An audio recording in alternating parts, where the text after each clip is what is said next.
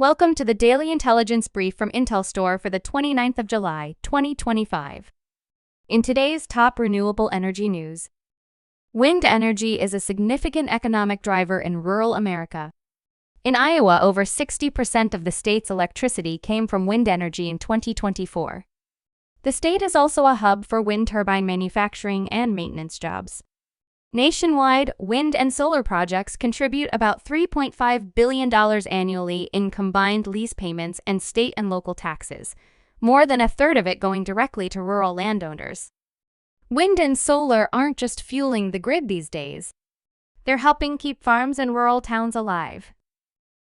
The head of the Australian energy market operator says he is confident that the country's main grid can be run on 100% renewable energy.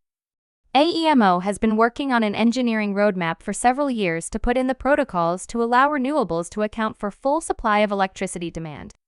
Grid-forming inverters are expected to deliver most of the ancillary services required to facilitate this. Meanwhile, investment in wind, solar, and storage is increasing. The NEM has historically added between 3 and 4 gigawatts of new generation, and a new wave of projects is expected to be delivered in the years ahead. On Monday, infrastructure and real assets investor Stonepeak announced the launch of a new company in Spain.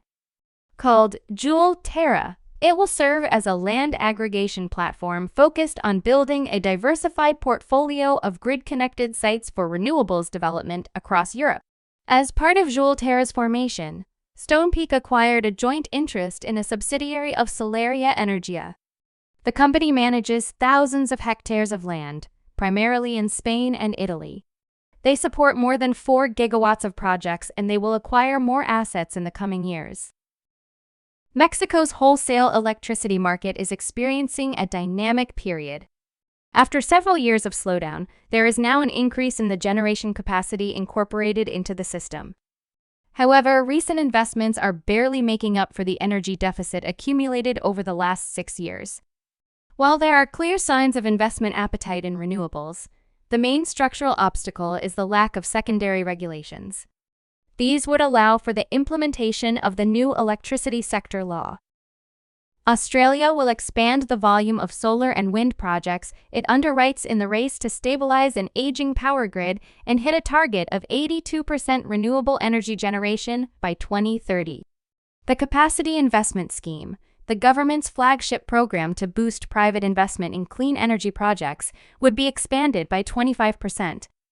That will help underwrite an additional 8 gigawatts of generation and storage projects, taking the scheme's total coverage to more than 40.